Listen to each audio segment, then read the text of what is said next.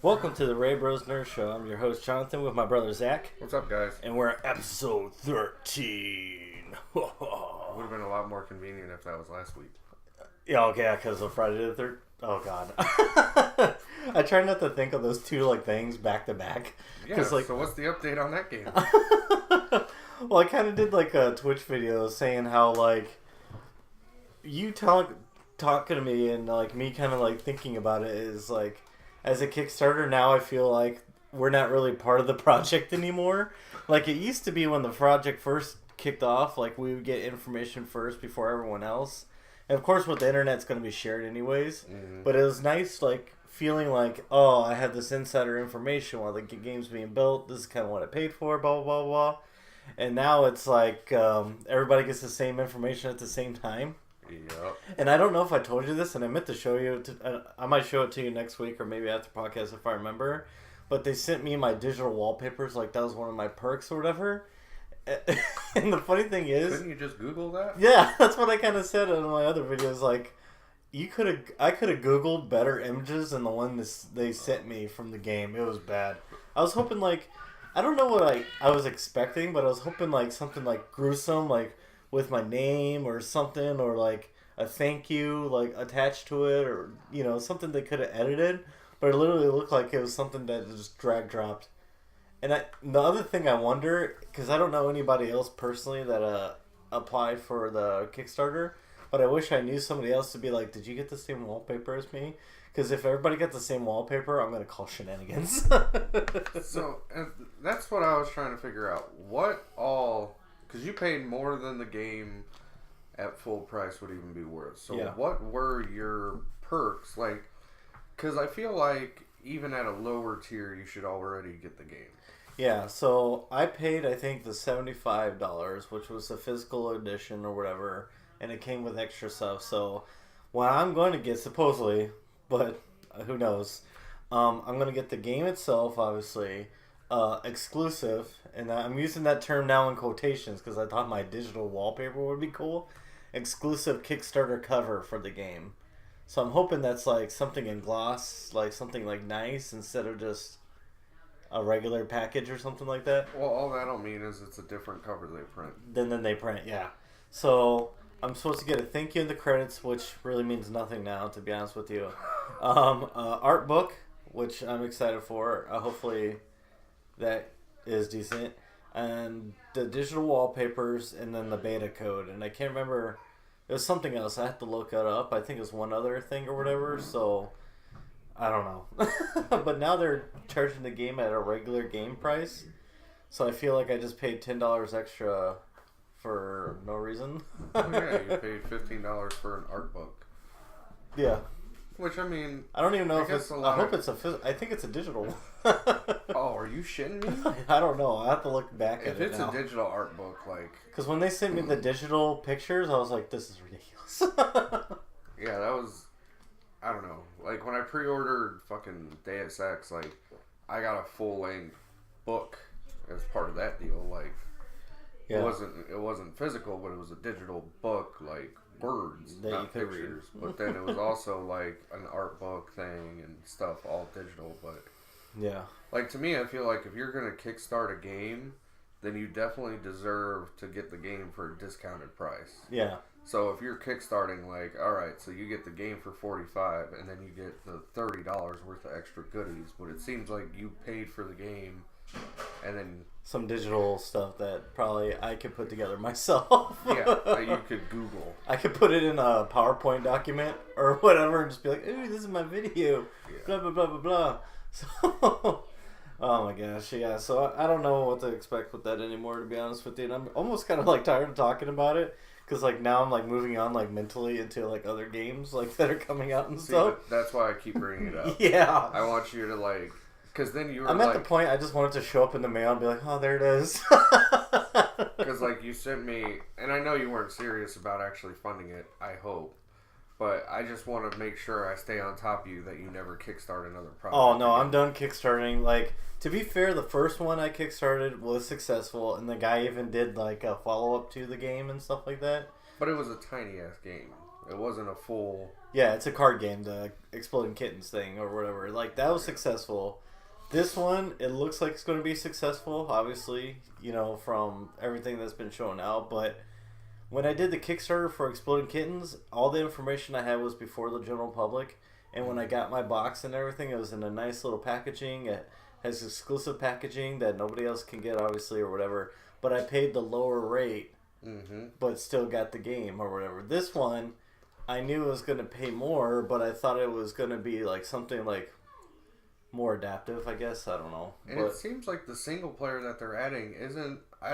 From what you were saying, it's a single player campaign and then single player versus bots. Yeah. If I'm not mistaken, what they said is actually the single player they're adding is just against bots. It's not a story mode. Supposedly it's supposed to be a story mode, but I doubt it at this point, to be honest with you. But it'll probably be like the Battlefield thing where it's like you're basically going into a single player multiplayer match on the multiplayer maps, and then they might just have like a small cutscene at the beginning. Yeah, which they already do. Like, Jason's going to find you, blah, blah, blah, blah, blah, or whatever. But anyways, so like when I was sitting at home over the weekend or whatever, and you posted your thing on Mafia 3, I was thinking of something funny. Like, do you remember when we were young and when we had to stay home sometimes or over the summer, we would like eat ramen noodles and watch like movies, like not even like new movies, but like old movies? Your memory is warped because I didn't start eating ramen noodles until this year. Really? 2016. So maybe it was just me smashing the ramen noodles? Yeah, because remember, I hated spaghetti up until Emily's spaghetti. Sorry, Mom. Sorry. But,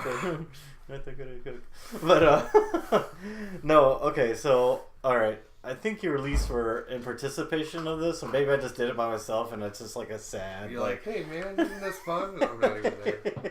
But I was thinking, like, just like a funny side topic is, like, the top movie to eat ramen noodles with. And for me, like, back in the day, on VHS, I think, of all things, was Addams Family. See, I have that memory, but I have it with cereal.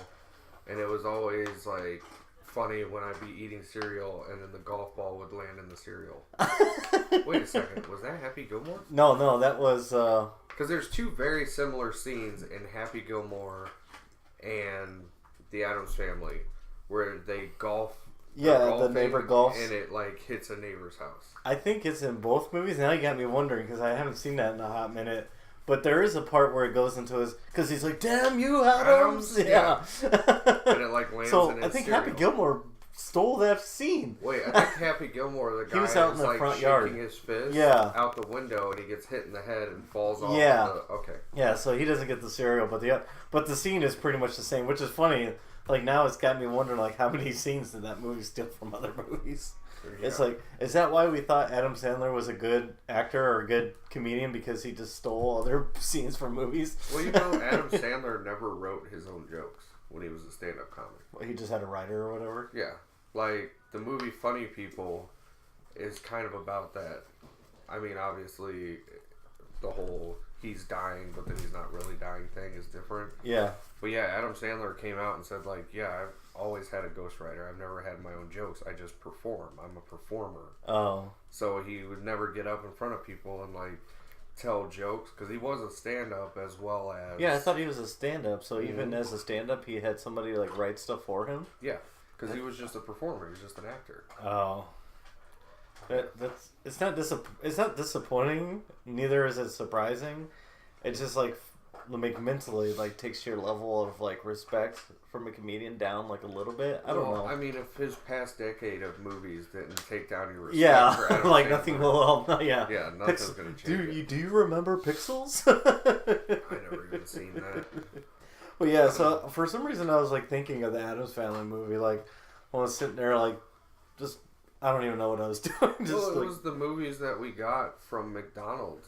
Yeah. Remember they had that promotion where you buy the meal and you get a VHS for like $2 or something. Yeah. Who'd they partner up with? Was it Blockbuster or was it just their own thing? It was whoever the like distributor of those movies were. I think it was Paramount or New Line or something like that. Yeah. Back on VHS or whatever. They don't even do anything like that really anymore. Like they still have the toys, I guess, but it's see, that's what surprises me is like, why don't they have it to where your kids meal, Happy Meal, you get a toy and then you get like a digital download of insert cartoon movie here. Yeah. Like, why haven't they made that jump? They haven't done that in a long time. Like, I was watching like old nostalgia like commercials and stuff like that. Like when the Batman movie came up, they made Batman cups for McDonald's and stuff like that. When, you know, I don't know, the Simpsons or the Bulls was another one I can think of. Like when the Chicago Bulls was doing really well, they sold like color changing cups and stuff like that. Not like we're trying to give a corporate entity any ideas, you know what I mean? But I mean, you gotta figure like Pokemon. Remember what they did with Pokemon? You could buy the like 2-karat gold. My brother's dog just like he was laying on this blanket that's at the end of this bed, and like we have in this room we have a bed, not for the purposes you would assume. Ho, ho. And that's the noise I make. I don't know about you. But the dog went to lay on it. We need a cam in this room just for instances like that. And like it just crashed, so if you heard like a it was because of that. Yeah, you fell down there, dog. Yeah. This dog is such a mishap because he's part German Shepherd. Is he like part Yorkie or something like that? Corgi. So imagine like this tiny shaped dog, but it looks like a German Shepherd, but it's skittish of everything. It's hilarious. Yeah. Well, I mean, he was abused in his former home. Yeah, so that's a little awkward, but still. But anyways, Pokemon, you get these like 2-karat gold. I don't remember the actual. That was from Burger King, wasn't it? Did Burger King do that, or was it McDonald's? I thought Burger King did the... Well, I didn't say McDonald's in general. I said, remember what they did, as in, you know, corporate entities did. Oh, yeah. They don't Pokemon. pay us to talk to them, about them. But it was in, like, a Pokeball, and you'd get the little gold card. Yeah. I still have some of those things. I don't know why. It's not like I'm holding on to it for, like, monetary value, which... To be honest, I was like surprised. Like I was watching this TV show that was talking about old toys and how some of them like hold up certain value, and like had me thinking. I'm like, I wonder if I have anything like that. But then the harder question would be like, could I actually sell it? You know what I mean? Like, I feel like the harder question would be, why do you have something like that as a grown man? But I mean, I've noticed something like a new trailer dropped for the Power Rangers movie. I haven't got to watch that yet. I haven't seen the new one yet. And for me, I realized while watching that trailer, that so much of like things people are nostalgic about that I would normally have been nostalgic about, I have let go. Yeah. There's so many things from my like childhood, like you remember how big I was into Power Rangers. Mm-hmm. Like I was a huge fan of the Power Rangers. But now like there's still like grown men like super excited for the Power Rangers, and I'm like, and it's hard for me as like a comic book fan to not look at that and go, it makes me kind of a hypocrite where I'm like, grow the fuck up. Yeah, but then you like enjoy. But at the same time, like Power Rangers really is for children. It's or teenagers. Not teenagers. It was for children. Like even at that well, they point, were Well, they are teenagers. Well, so were the Ninja Turtles. Which I don't understand. Teenagers on HGH. But it's like, it's just this thing where like, there's a part of me that like thinks that, and like I do a lot of immature stuff, and I watch a lot of silly stuff. But yeah. To each their own, I guess. I don't know. Yeah, and that's what it is. But like, I watch the Power Rangers, and I'm like, how the fuck is this relevant to anybody today? Like, as a huge fan as a kid, I'm like, it was a Japanese show that an American studio, they recorded the drama over with a bunch of white kids in a super cheesy 90s TV show. Yeah. And then the cool action scenes were from Japan. And then they just put it on television, and for the longest time, a lot of kids are like, oh man, this is the coolest show. This is great. And then it's like, well, it's all just a lie. It's all just a lie. But then I'm watching this new trailer, and being so detached from that kind of nostalgia for it, I was watching it and just going like, I hope any Power Rangers fan watches this trailer and goes, this looks dumb. Yeah, I haven't got to watch. I watched the first one. And I told Michael was looking at me, I think, like, to see if I was excited for it. And I was just like, I think I'll see it, but when it's on the like rental shelf or like whenever, it's good. You're gonna watch this trailer and you're gonna go see it in the theater. Theater, that's the no. Like it, because it's totally just a superhero movie now. They took it, which technically they were some of the first superheroes, and I imagine that's part of the reason I liked it. I mean, I watched a lot of Jackie Chan when I was a kid, so I was into that and Bruce Lee and stuff. But see, I don't think I could watch a movie like that in theaters because I feel like I would up the age value. But that's what I'm talking about, like. And people have like done studies of like why nostalgia like this is so strong in like people our age, and it's because like technology moved so fast when we were kids that we were never able to slow down and appreciate one thing in particular. Mm-hmm. You know what I mean? Like you have a lot of older people who still love Star Wars or still love comic books. Yeah. But they don't have like a million things they're nostalgic over. Because people these days, like everything from the 90s is nostalgia. And it's like 98% of it was fucking garbage. Yeah. But it was part of our childhood. Well, my thing is I've seen people like get mad like when somebody like a YouTube character doesn't remember everything from the past. It's like, how did you not remember that Black Moon was in episode 12, blah, blah, blah, blah. It's like, dude, calm down. Like, I'm a huge nostalgia guy. Like, I play a lot of old school games. Like, I still have my that's Nintendo. Different. Those hold up. That's my problem. The Power Rangers TV show right now, if you were to watch it. No, I'd laugh. I'd laugh hysterically. Yeah, that's the only entertainment value you could get from it. But people look at it and they'll watch it and they'll go, man, this show really is good. The depth of these characters. I'm like, shut the No, it's not. fuck up. No, it's not. You're just blind because you want this to be cool and you feel like you're cool because you like it. And look, it is to each their own, but just like you said, like when people go nuts because somebody doesn't remember every little detail about their favorite thing. Yeah. It's like, shut up. Well, see, even I'm the kind of nostalgia person, like, if I go back to something and it truly is terrible, I'll be like, oh, man, time to, like, put this under the, like, GoldenEye. Like, there's still people who, like, say, GoldenEye is great, blah, blah, blah. I went to go play it, like, I think it was, like, half a year ago now, like, maybe more. I whipped out the old 64 or whatever. I went to play GoldenEye. I was like, ugh. Even, like, Conker's Bad Fur Day, I played on Rare Replay.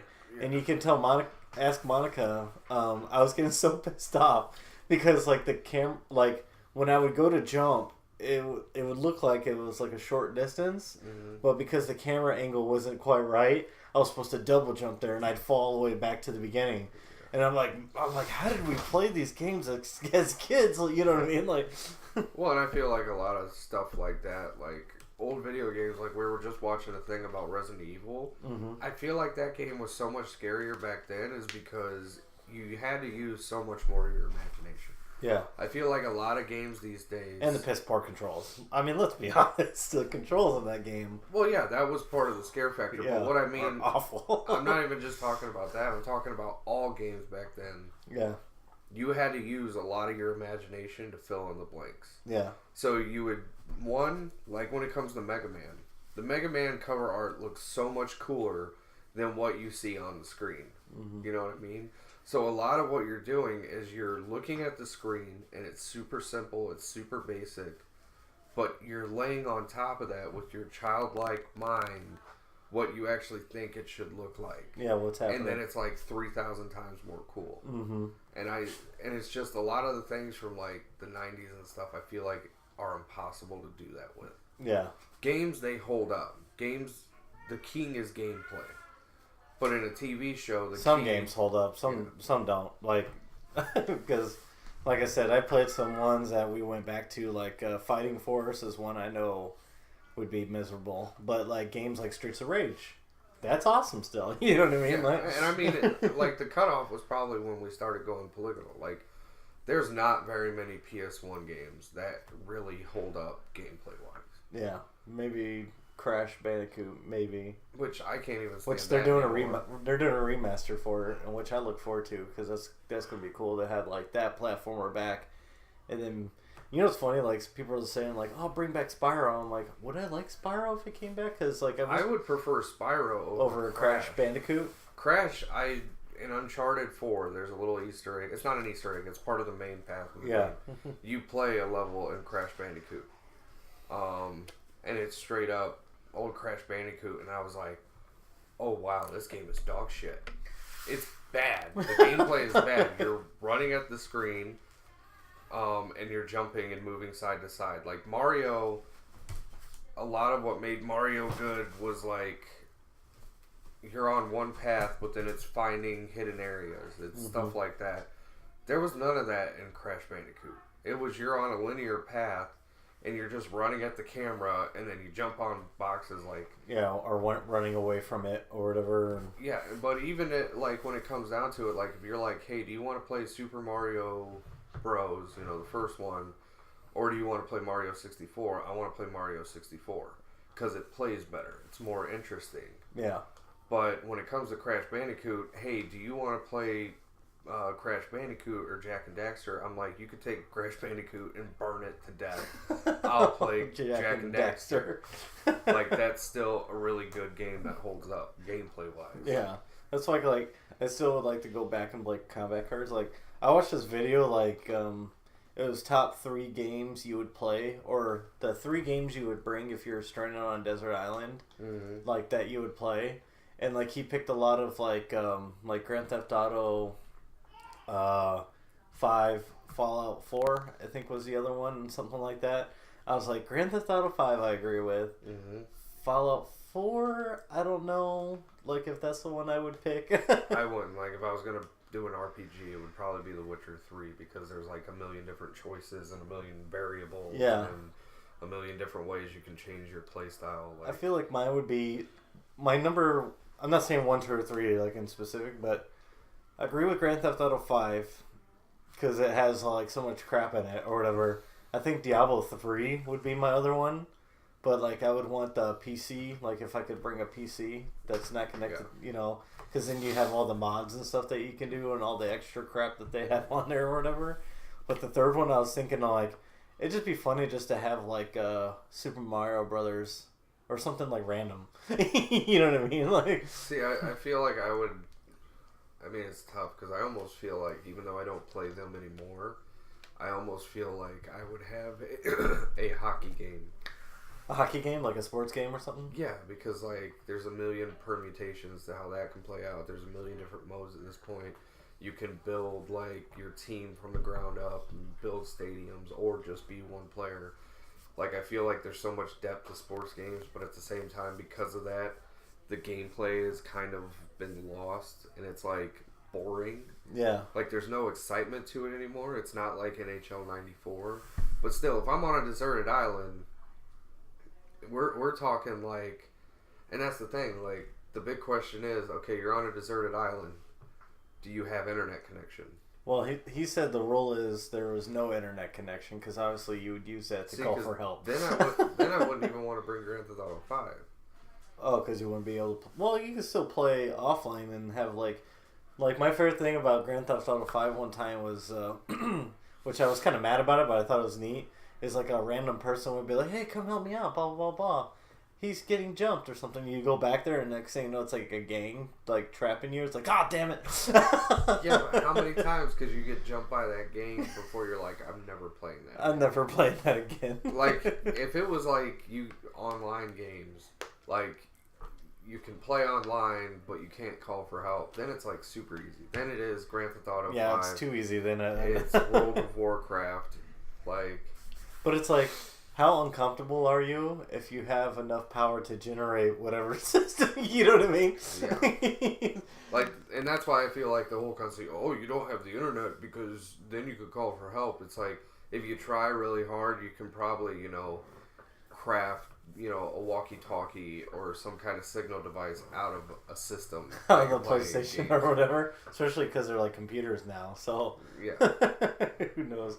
Like hack off of flying over airplanes, Wi-Fi or something. Yeah, that's... I don't know. So I feel like putting a restriction like that, it's like, well, then you might as well just not even have a console because, like, why the fuck do you have a console? Like, can I bring, you know, a raft instead of video games? I don't know. Those whole hypothetical things are like... Sometimes hypothetical questions are tough because it's like...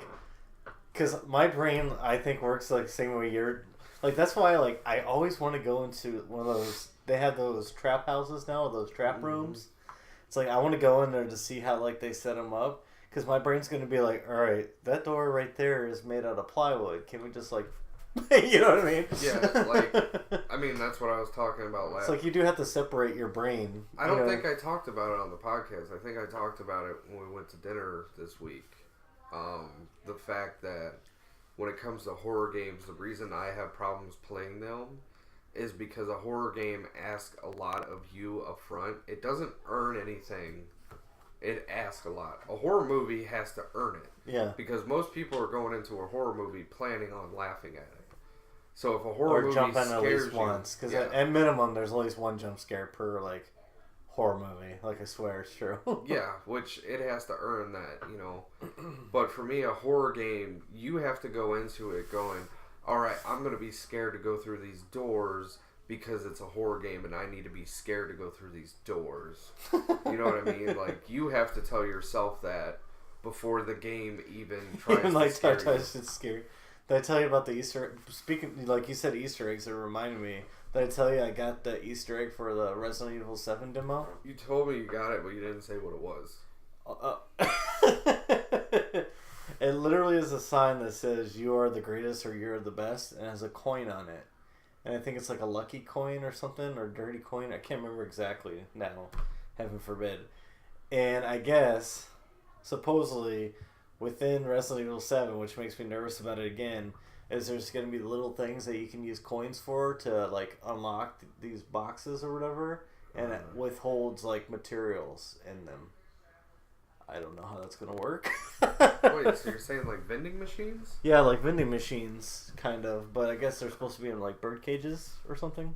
Because I was thinking before the podcast that I wanted you to sell me on Resident Evil 7. Out. Like, sell me on this game. What could I say? Like, what makes you excited about it that you can't play in, you know, the original Resident Evil that we were talking about? You have the ability to download it, and you're looking for it to be like the first one. Well, not 100% like the first one. I know, but like what is it about this game and what you've seen of it that intrigues you to where, from his mouth, the most he's been anticipating a game in a long time? So, for games, usually, like, I don't get myself that amped up for it. Usually, I kind of stay middle ground. But for some reason with this game, because I can't even think the last time was maybe the Batman Arkham City. Yeah. Or Arkham Asylum. It would probably be City, because before Asylum came out, nobody knew that game was really good. What's the one I made you stand on line with me with? Was that Asylum? Remember you stood in line with and the creepy van drove by? No, that would have been City, because it went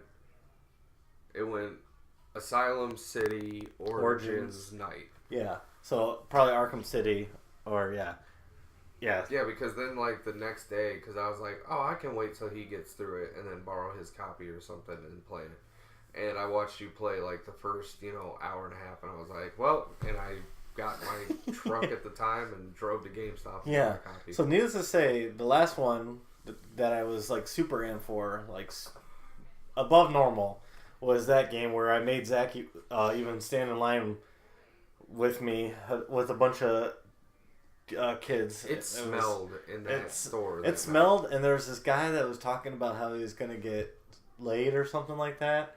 Remember that kid? He was like, oh yeah, I can't wait to go home. I was like, dude, like, why aren't you doing that? I don't know. Yeah, like, why wouldn't you just go get laid and then come back tomorrow morning? Yeah. And get the game badass. Like, yeah, he was like so cool. Anyways, so cool. We're just jealous. Yeah, totally jelly. We're just jealous. Totally jelly. I'm not gonna say that. Just stop. No. This is why. Anyways, so be excited for the Power Rangers. Yeah, I will. I'll probably the second they put out. Oh God, I can't even think of the Angel Grove sign. I'll be like, yeah, cool. So with Resident Evil 7, here's the following things I've done to get excited for this game. No, okay. That's not what I'm asking. What are you asking? I'm asking, why are you excited for the game? Oh, what about... But first you asked, like, what did I do to get pumped? No. I'm just asking straight up, like, what about this game has you on the edge of your seat waiting for it to come out? Okay. Besides pumping yourself up by watching everything. By pumping you up. I want it. I want it because I want it. I want it because I did some t-shirts. I'm excited that it's going to have a creepy family type asset that I don't know that much about, and I'm interested to see how that's going to pan out. 2, the story can be easily relatable. Like, you're going to try to save your wife from these people or from the situation, blah, blah, blah, blah. And 3, it's in first person instead of third person, because Resident Evil is fine third person, but to me, it's going to be more engrossing in first person because it'll cut off some of my vision. So, like, when it comes to horror, like horror movies or horror games or whatever, like, when it cuts your vision off, it's like, I feel like it's even scary because your natural tendency is to know your peripherals. You know what I mean? Within this game, you might not know, you know, where things are going to come from. See, and I feel like my counterpoint to that is what I was just saying about Resident Evil 1. They do that to you on purpose. Yeah. The fixed camera angles make everything 3,000 times more scary because you walk around that corner and you're walking down the hall and then all of a sudden a fucking dog jumps through the window and you shit yourself. You're just like, oh my god. But no, I can understand that. A lot of horror games have gone first person. A lot of people have been digging horror in first person. Yeah. So I can see and that. Finally, I'm happy that I'm not going to be completely useless. Like Outlast and stuff like that, those horror games, in quotes, they... Throwing shade. Yeah. They're scary mainly because you can't do anything. Mm-hmm. You know what I mean? Which I understand is a different type of horror or whatever, but it annoys me to my core that I have a character who's a human being. He might not know martial arts or anything like that, but if you see a pipe on the ground or something, why can't my character just pick that up and at least defend himself on a minimal aspect? Yeah, because the concept, every human experiences when there's danger. There's 2 choices. There's fight or flight. And in those games, that whole aspect is ripped away from you. Yeah. Because there may be fights in Resident Evil 7 where it's like, I can't win this, I need to run. Yeah. But that's your choice, and that makes it scarier because you're like, no, this is so fucked up, I have to run. Flight kicks in. Yeah. Okay, but then you face certain things and you're like, you know what? I can fight here. I'm going to stand my ground. Yeah. But in games like Outlast, your character's on permanent fucking flight mode. To me, just begs like, oh, you're a fucking pussy. Yeah. Like, this isn't scary because the monsters are scary. This is scary because I'm controlling a little girl. You have to hide everywhere. Yeah. You know what I mean? Like, okay, so let's take one of those games like Outlast, and instead of being a grown man journalist, which you are in Outlast, that's the character you played. Let's flip it on its head, and like, you're a little kid, and you end up somehow waking up somewhere, and you're trapped, and there's a bunch of scary shit. That I might be able to get invested in a little more, because it's like, you want to see this kid, you know, get out of here and survive. But it's scary because he can't fight. Yeah. He's a little boy. Yeah. Okay, but when you're a grown-ass man and you're not going to at least try to stand up for yourself, that's not scary. Yeah. That's just modern America. Well, because and the thing is too, is like, even like cheap 80s, like campy horror films, or even some horror films now, like the one I was thinking of is the house one, where they're at, it's like Thor's in it, Cabin in the Woods.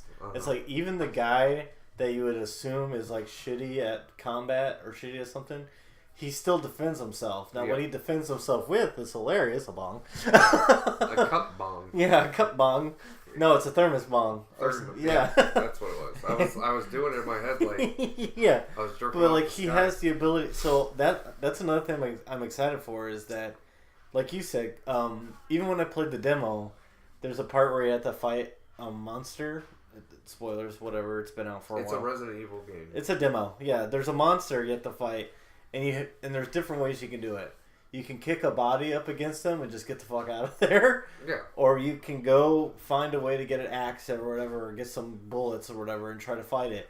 And I sat there and I like chopped off his arm, whatever, and I was going to chop off the other arm. Obviously, it had enough strength to kill me. And I was like, but I was comfortable with dying in a weird way, because I'm like, that's what I chose. I'm like, I chose to try to fight this stupid thing, and I paid the piper for it. Yeah. So there's a couple things I'm like legitimately excited for. But in my brain I'm intelligent enough, and this is like that fanboy issue again, is I'm intelligent enough to know that there's danger when it comes to this kind of game. You know what I mean?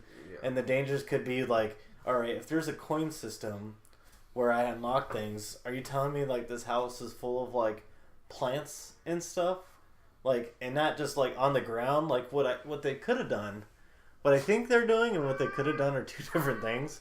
What I think they're doing is they're going to have like little nests where you can get them from, like these items.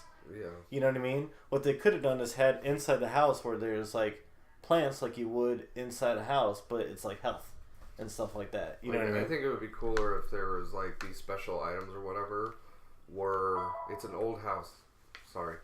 It's an old house.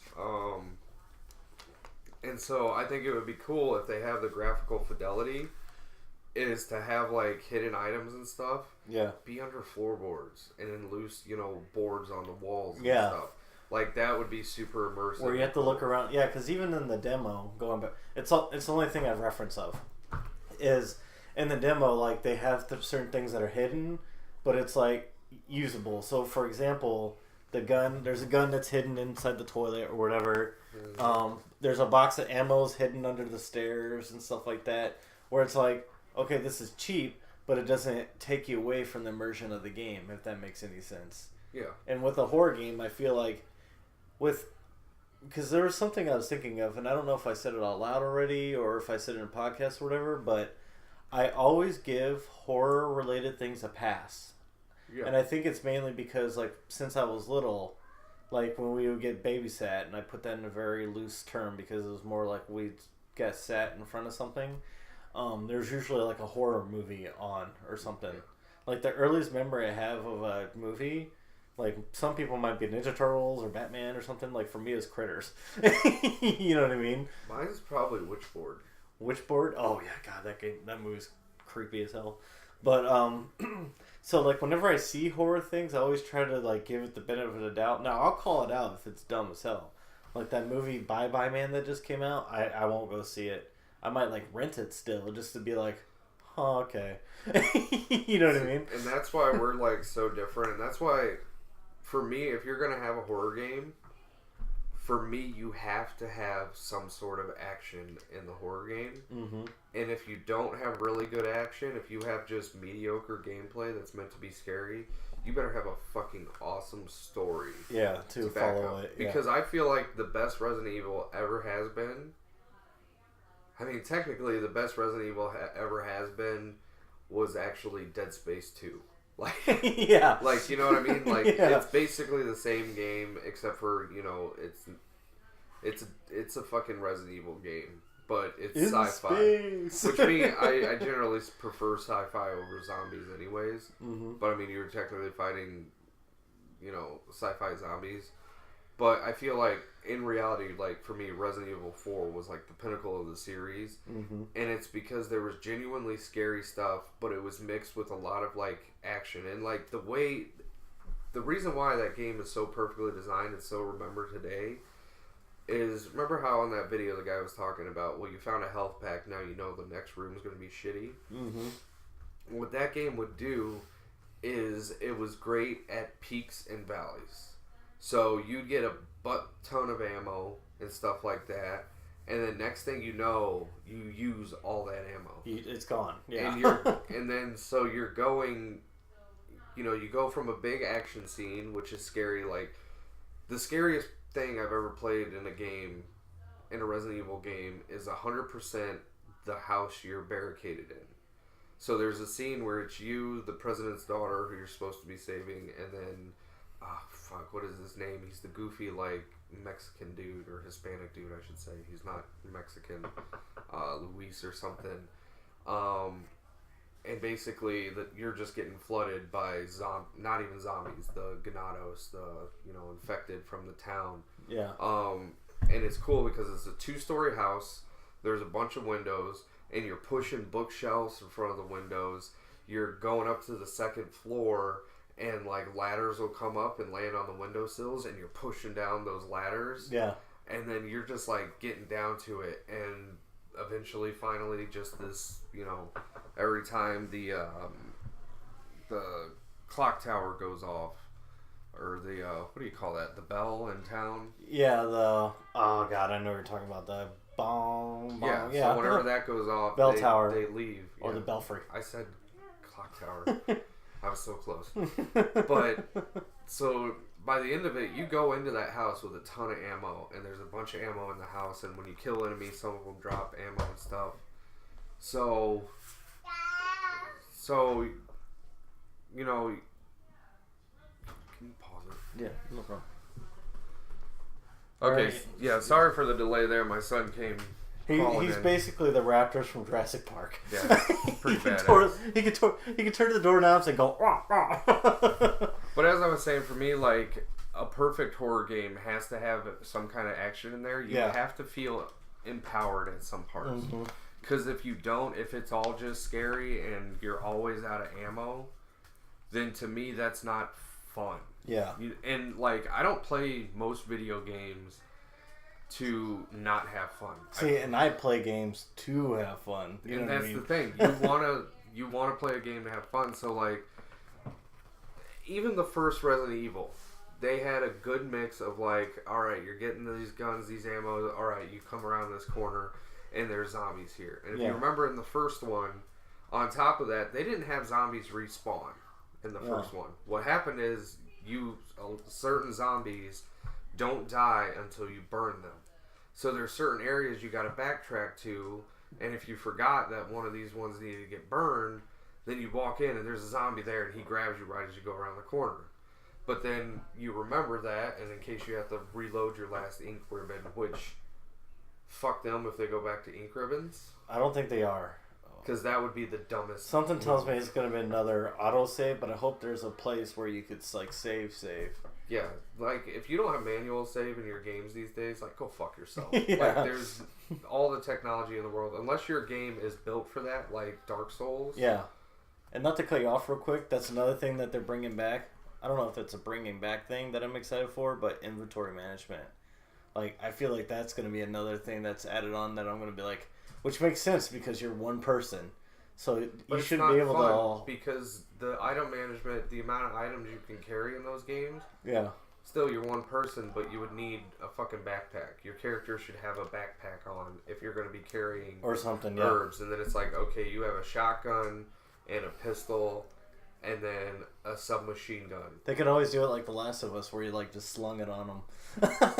Yeah, like, but it's first person, so they can do whatever. Like I'm saying, like if you're in this house and you can get expanded, like, but that's the thing. Like I never play a game and I'm like, man, item management is fun.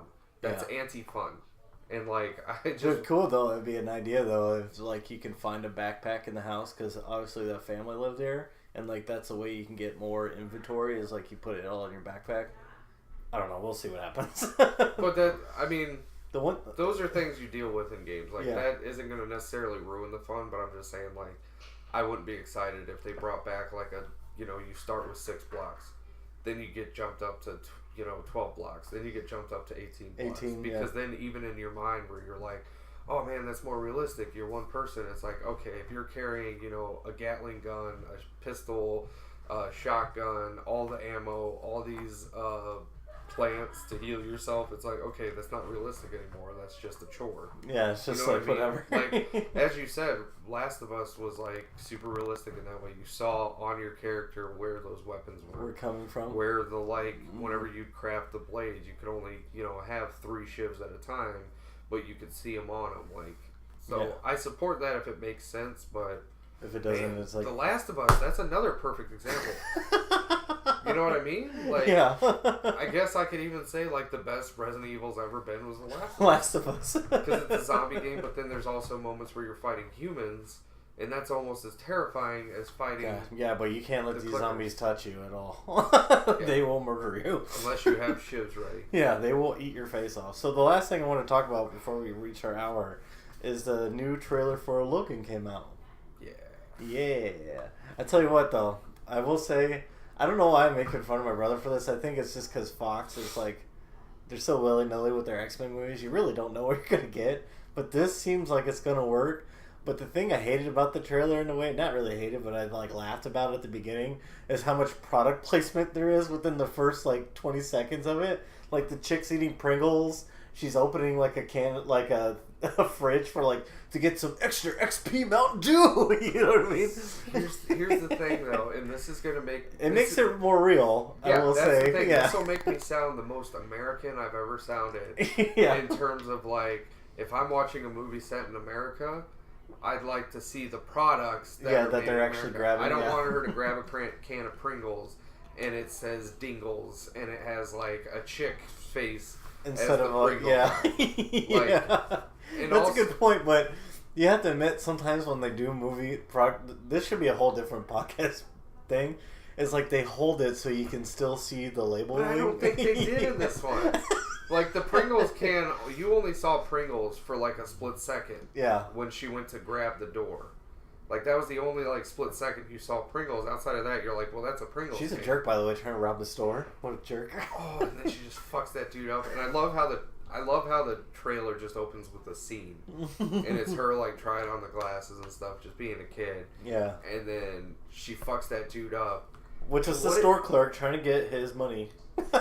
Which, yeah, but that's why when Logan runs in, what does he say? Like, he says, like, he's talking to her like a child. Yeah. Like, not good. Yeah, not cool or something. Yeah, I can't remember what he said. Dang it, but... Because, like, with Grayson... Or he said not today or something like that. Or... No, he said, like, not good, like, not right. Yeah. Like, it wasn't like a playful thing. Yeah. It was like a parent to a child. Like, when Grayson's, like, being, bad. Yeah. We're like... That, busting through doors like a T-Rex. Yeah. We say not nice, and it reminded me so much of that. Yeah. Because the storm's up, and she's like, and it's not like, oh, she threw her drink on the ground, and now the clerk's got to clean it up. Yeah. She fucked him up, and he like comes in, and his reaction is just like not good. Yeah. And the cops are coming. So it's, but then as the trailer goes on, and that's what I was saying. In my reply, Drive Miss Daisy. See, I don't even get that. Like, what's the problem with? It's just funny. It's just funny to me to see Professor X in the back seat of a car, but like being driven around. I'm trying to find out while he gives like little like snippets of information. Well, some people are thinking like he's really a ghost. Well, no, because the girl's like sitting right by his feet in the bed. Yeah, but I'm saying like that's what some people are saying, like he's a ghost and that they can see him or something. Well, if anything, he'd be like a projection. But then, like, why would he be holding on in the car when it's spinning out? Yeah, because he's a passenger. He's a passenger. He's like, does this make you more comfortable if I'm scared? He could totally keep the car from spinning it out, but that's neither here nor there. But my whole thing is you're like, it's weird seeing him in the backseat of a car getting driven around. I'm like, the motherfucker's crippled. What do you think he's gonna be driving? Hey, at least put him in the front seat. Let's put him in the front seat. I know he's old and everything, but he doesn't need to tell his chauffeur, all right, take a left. I'm just kidding. I'm just fucking with you. Like, when you were first talking about that during the first trailer, which uses Johnny Cash, and I'm just like, which is good. I'm not saying it's bad. I'm just messing. Because I've been a little burned out on a lot of superhero movies lately. I didn't see Ant-Man. I didn't finish. Which is a good one. You should see it. I doubt it. It's worth the time. Like, it's worth it. I couldn't finish Captain America: Civil War. That movie's boring. Everybody talks about how Batman vs Superman is boring. That movie is fucking boring. The action is so rote and boring, except for the one scene. And that movie's so ass backwards that the only scenes I really like in Civil War is when fucking Spider-Man's on screen. Spider-Man shows up. Like, the most excited I am for a Marvel movie is the Spider-Man movie. What the fuck? You're like, what's happening? What is happening to me? Or is it just these movies need to stop? But, like, Deadpool was completely different. And that was exciting and fresh. Guardians of the Galaxy was basically Star Wars before Star Wars Episode 7 came out. So that was exciting and fresh. Doctor Strange looks... I'm telling myself that one will be exciting and different, but then it's just like... It's Inception. It's kind of Inception meets Iron Man. Yeah. Because, like, I've seen so many comparisons to Iron Man, and it's like, It's not bad. There's certain parts that I'm just like... Cocky, rich guy who's the best in his field. trained by a bald person with a lot of insight. Well, something happens where he has to get trained by her. Like, he loses... he gets in an accident. Yeah, something happens with them.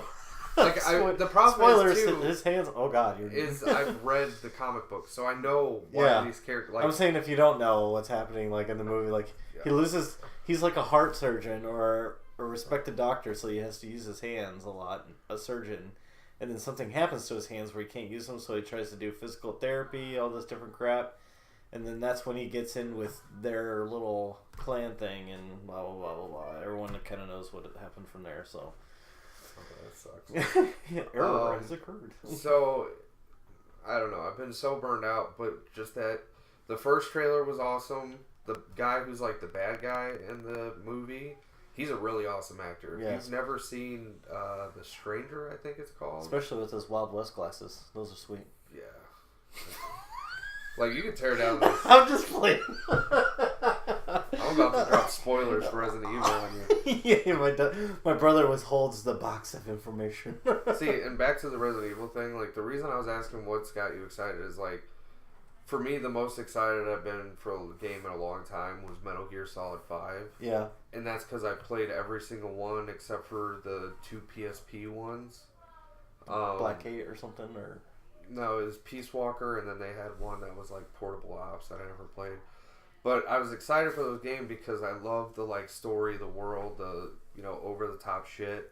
And that game kind of disappointed me because there's not much story, but the gameplay is like the best stealth action game ever made. Nice. Like, it's note for note. Like, if you like stealth, like if you like military games, it's like perfect. Yeah. The way it feels, the different things you can do, like the building up your base. So like for me, it was the story really bringing me in, and then the gameplay actually carried me where the story wouldn't follow.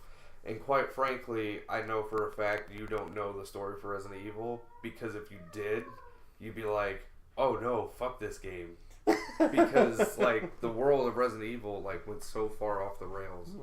That but that's why I was asking, like, okay, it's the gameplay. It's those things that are bringing you in. That's what makes you want to put that game in. And then I'm going to let the story kind of play out itself and see.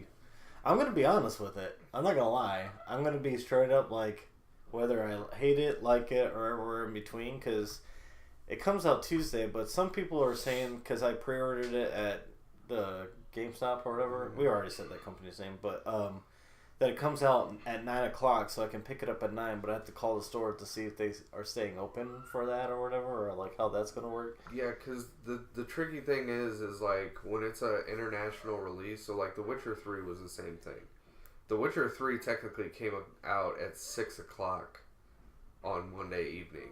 Really? Because it released in Poland, which was like its main hub at midnight, which was like 6 o'clock or 7 o'clock U.S. Yeah. So in Japan, you're basically getting it at the time it releases in Japan, which is like, a few times that way. I've looked it up a couple times because my buddy is stationed there or whatever, but I'm going to either get it Monday or that Tuesday I'm going to pick it up, and then I got just like a regular doctor's appointment. And then I think the rest of the day I'm just going to take off and just, like, play it. Yeah. But at the same time, I'll, like, wonder if I should wait till it's, like, dark out. Which is, like, since we have daylight savings light time. You're so true. Because that's the other thing that I hate about horror games. Is you feel like you have to play it in the dark? Yeah. That's why I really liked Resident Evil 4 and 5, is because there was a lot of, like, daylight time. The one good thing about our apartment is it gets pretty dark in there, like, really relatively easily. It's weird. But, so, that's kind of what I like. So, were you excited about the Logan trailer, to get back on that?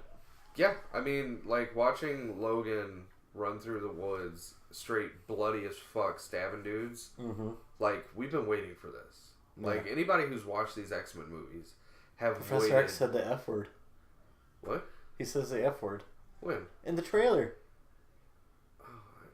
Was there a Red Band trailer?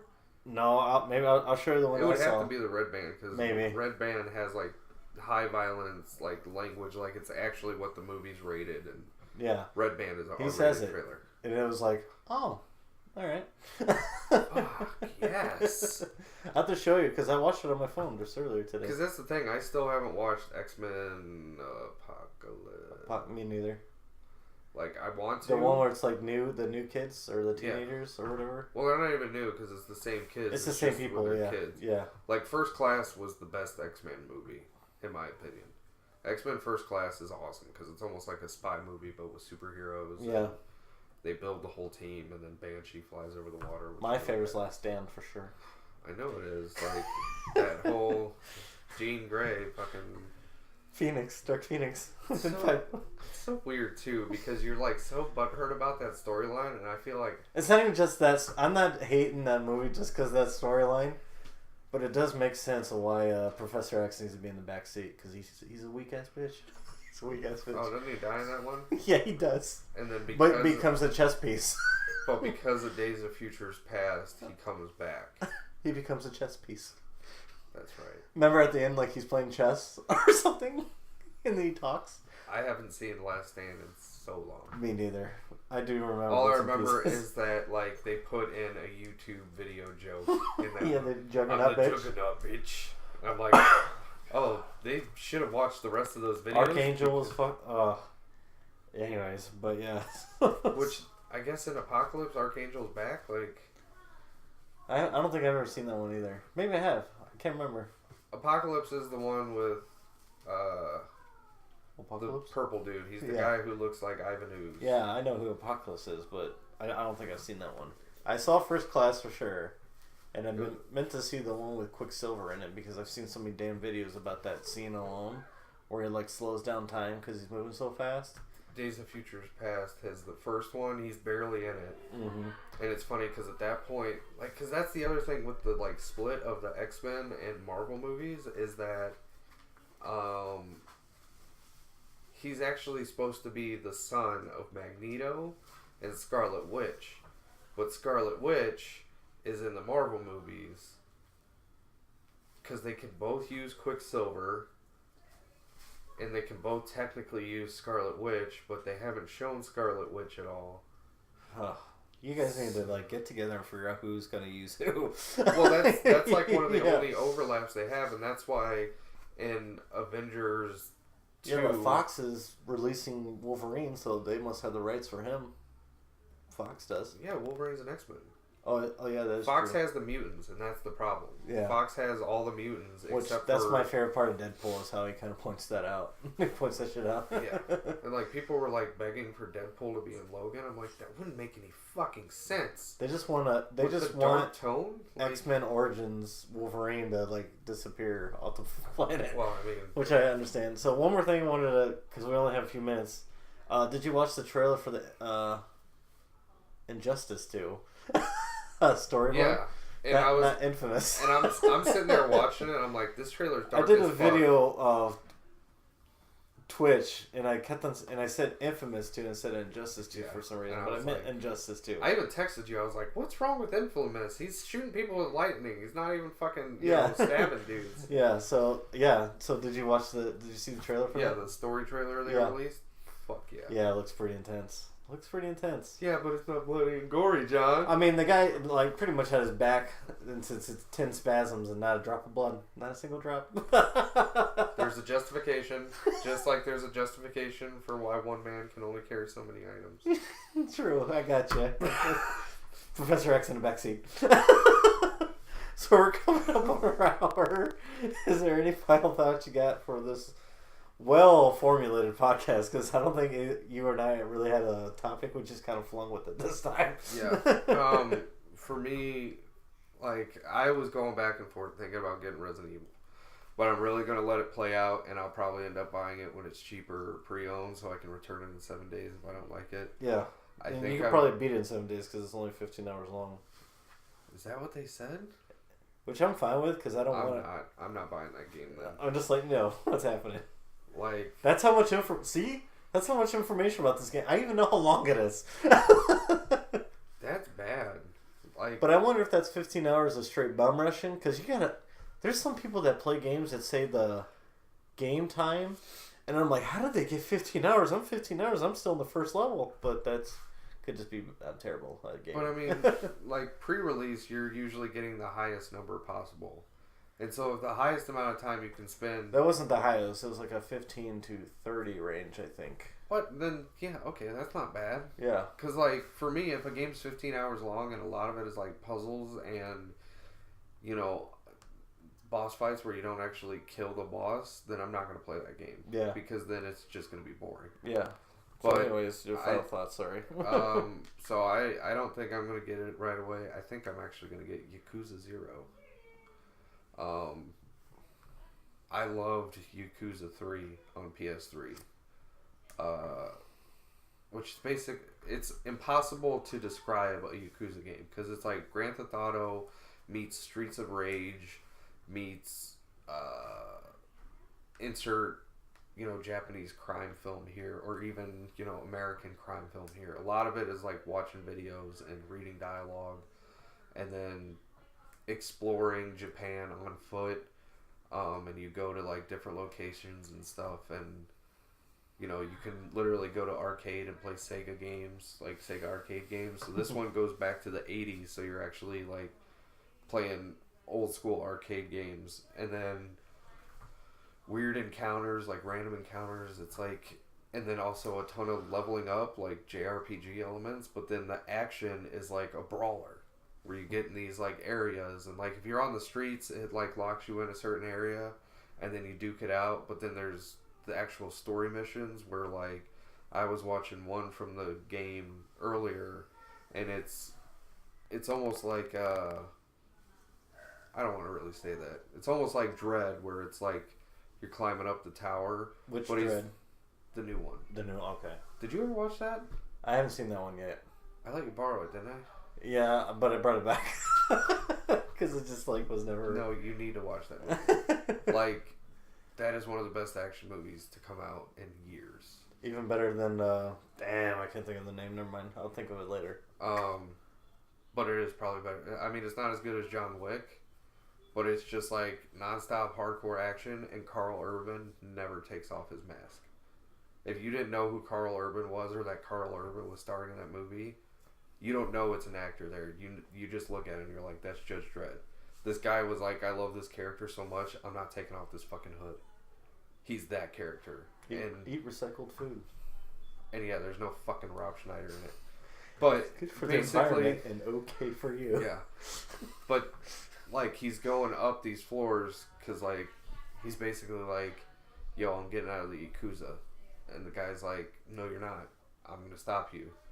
And he's like, well, no, let me talk to the real boss. And he's like, no, kill him. It's actually a lot longer scene than that. Yeah. But then he's like, if you can make it to the top floor, then I'll listen to what you have to say. And your character's like, okay, I'll see you soon. And then you just go up. That sounds like a movie. That sounds like a movie. There's a movie like that where this guy goes up flights of stairs and battles different people. I swear. Yeah, it's I can't think of it. The Raid 2. Yeah, the Raid. Yeah. Yeah. That's why I love the third one. I never played the fourth one for PS3. But they're releasing this one, which is a prequel to the whole series. Yeah. And then they're also doing a remake of the first one that was on PS2 and releasing that on PS4. Oh, okay. So I'm basically going to play this prequel, play the first one, and then watch something about the second one, and then like the third one's already out, and then I'll be kind of caught up on the story.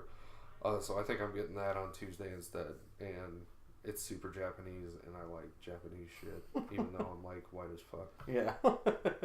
So my final thought, listen, Capcom, listen, I have defended you twice on this podcast. Well, I'll give it a 1.5 because I was kind of 50-50. But this is what I've done for you, okay? I've watched every video minus spoilers for Resident Evil 7. I played the demo. I've played each ending. There's an ending where you straight up try to escape and die. There's an ending where you get infected. And there's an ending where you can get out. I've even played it far enough to get the Easter egg coin thing at the very end. And I even put on my Facebook a nice little lovely cover page of your game. All that Resident Evil 7 has to do is walk through the door. All it has to do. And if I hate your game, this is coming from a guy who likes the Feast series. Remember back in our podcast, Zach, how we're doing some of our favorite horror movies? Feast 3 or whatever. Like, I said something about that. I like that movie, so if I don't like your game, you're going to hear about it. And I might be one guy in the middle of Northwest Indiana. See, that's the thing. They already got your money. They do have my money, but you know what they don't have? My soul. And they don't care. That's what makes me so sad. It's like, if this game comes out and it's just garbage ants, and you're like, I don't even want to read reviews, and then you go and you pick it up, and then it's like, yeah, the second chapter in this game is completely broken and you can't progress, and you're like, I'm not reading reviews, and then you go to boot it up, you're just way into it, and then the second chapter locks up, and you're like, what the hell? What the hell? And then you go on the line, and it's like, and then even after you can finagle your way past the second chapter, it's just a boring, bloated mess of a game. No, you know what would be the worst? If I go to GameStop, and GameStop, they're supposed to sell, everything now. You know what I mean? For the most part. If I go and I go to pay for it, they're like, are you sure? Yep. But so that's basically my final thought is I'll do everything that I can to enjoy the game. I think I will in the long run. But if I don't, and the game freezes, glitches out, or some kind of malarkey horseshit. Or the worst thing possible, it's just boring. Or it's just boring. That's the worst thing a game can be is boring. Or just, because I can suspend my disbelief or my belief to, because I watch wrestling, so I do it all the time. But so that's basically it. I will see you next week, Capcom, and we'll know on this podcast whether it's good or not, because I will play it, and I will talk to you later. Like, share, subscribe. No.